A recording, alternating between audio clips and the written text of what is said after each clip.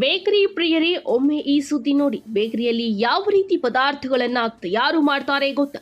ಆಹಾರ ತಯಾರಿಕೆಗೆ ಯಾವ ಕೆಮಿಕಲ್ಗಳನ್ನ ಬಳಸುತ್ತಾರೆ ಒಮ್ಮೆ ನೋಡಿ. ಇದು ನಿಮ್ಮ KCN ನ್ಯೂಸ್ ವಾಹಿನಿಯಲ್ಲಿ ಎಕ್ಸ್ಕ್ಲೂಸಿವ್ ಸ್ಟೋರಿ ನಿಮ್ಮ ಮುಂದೆ ಇಡುವ ಪ್ರಯತ್ನ ನಮ್ಮದು ವೀಕ್ಷಕರೇ. ಯಾವುದು ಈ ಬೇಕರಿ ಅಂತೀರಾ? ಒಮ್ಮೆ ಈ ಸ್ಟೋರಿ ನೋಡಿ. ಆಹಾರ ಸುರಕ್ಷತೆಯ ಮಾನದಂಡಗಳನ್ನ ಗಾಳಿಗೆ ತೂರಿದ ಈ ಬೇಕರಿ ಯಾವುದು ಅಂತೀರಾ? ನಾವು ತಿನ್ನುವ ಆಹಾರಗಳು ಎಷ್ಟು ಸ್ವಚ್ಛ ಮತ್ತು ಆರೋಗ್ಯಕರವಾಗಿದ್ದರೆ ಅಷ್ಟು ನಮ್ಮ ಆರೋಗ್ಯ ಉತ್ತಮವಾಗಿರುತ್ತದೆ. ಅದಕ್ಕಾಗಿಯೇ ಆರೋಗ್ಯ ಆಹಾರ ಇಲಾಖೆಗಳು, ವೈದ್ಯರು ಎಲ್ಲರೂ ಹೈಜಿನಿಕ್ ಆಹಾರಕ್ಕೆ ಪ್ರಾಮುಖ್ಯತೆ ನೀಡುತ್ತಾರೆ. ಈ ಉದ್ದೇಶದಿಂದ hotel, restaurant, bakery, panipuri, dairy ಹೀಗೆ ಎಲ್ಲದಕ್ಕೂ ಒಂದಿಷ್ಟು ಸ್ವಚ್ಛತಾ ಮತ್ತು ಸುರಕ್ಷತಾ ಮಾನದಂಡಗಳನ್ನು ನೀಡಲಾಗಿದೆ. ಆದರೆ ಈ ಕ್ರಮಗಳನ್ನು ಅನುಸರಿಸುವವರು ಕೇವಲ ಬೆರಳೆಣಿಕೆಯಷ್ಟು ಜನರು ಮಾತ್ರ. ಉಳಿದವರು ಎಲ್ಲವನ್ನ ಗಾಳಿಗೆ ತೂರಿ ಗ್ರಾಹಕರಿಗೆ ಕಳಪೆ ಗುಣಮಟ್ಟದ ಆಹಾರ ಪದಾರ್ಥಗಳನ್ನ ಮಾರಾಟ ಮಾಡುತ್ತಿದ್ದಾರೆ. ಆದರೆ ಅಧಿಕಾರಿಗಳು ಇಂತಹ ಅಂಗಡಿಗಳಿಗೆ ಭೇಟಿ ನೀಡಿ ರೈಡ್ ಮಾಡಿ ಹೋಟೆಲ್, ಬೇಕರಿ ಇವುಗಳ ಕರ್ಮಕಾಂಡಗಳನ್ನ ಬಯಲಿಗೆ ಎಳೆಯುತ್ತಲೇ ಇದ್ದಾರೆ. ಆದರೂ ಇದು ಯಾವುದಕ್ಕೂ ಇಲ್ಲಿಯವರೆಗೂ ಕಡಿವಾಣ ಹಾಕಲು ಸಾಧ್ಯವಾಗಿಲ್ಲ.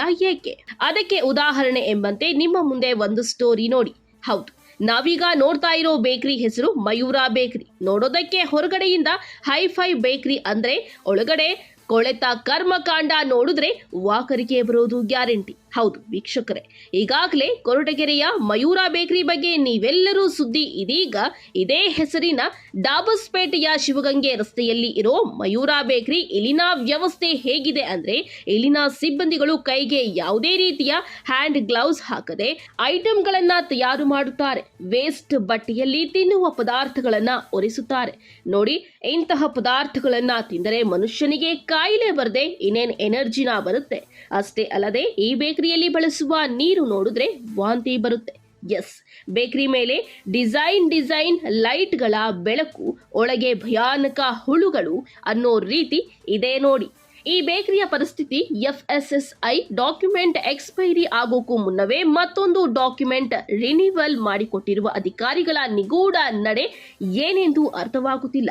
ವರ್ಷಕ್ಕೆ ಇವರು 12 ತಿಂಗಳು ಆದರೆ 13 ತಿಂಗಳಿಗೆ ಪರ್ಮಿಷನ್ ಹೇಗೆ ಕೊಟ್ರು, ಯಾವ ಆಧಾರದ ಮೇಲೆ ಕೊಟ್ರು ಅನ್ನೋ ಅನುಮಾನ ವ್ಯಕ್ತವಾಗ್ತಾ ಇದೆ. ಅದೇನೇ ಆಗ್ಲಿ ವೀಕ್ಷಕರೇ, ಒಟ್ಟಾರೆ ಜನರು ಮನೆ ಊಟ ಬೇಜಾರ್ ಆದಾಗ ಅಥವಾ ಹೊರಗಡೆ ಸುತ್ತಾಡಿಕೊಂಡು ಬರೋಣ ಅಂತ ಹೋದಾಗ ಹೋಗೋದೇ ಬೇಕರಿ, ಹೋಟೆಲ್ ಹೀಗೆ ಮತ್ತು ರೆಸ್ಟೋರೆಂಟ್ಗಳಿಗೆ. ಆದರೆ ಇಂತಹ ಜಾಗದಲ್ಲೇ ಜನರಿಗೆ ತಿನ್ನುವ ಆಹಾರಗಳಲ್ಲಿ ಸ್ವಚ್ಛತೆ, ನೈರ್ಮಲ್ಯ ಇಲ್ಲದೆ ಇದ್ರೆ ನಾವು ಇಂತಹ ಬೇಕರಿಗಳಲ್ಲಿ ಆಹಾರ ಪದಾರ್ಥಗಳನ್ನ ತಿನ್ನುವುದು ಬೇಕಾ? ಯೋಚನೆ ಮಾಡಿ ವೀಕ್ಷಕರೇ.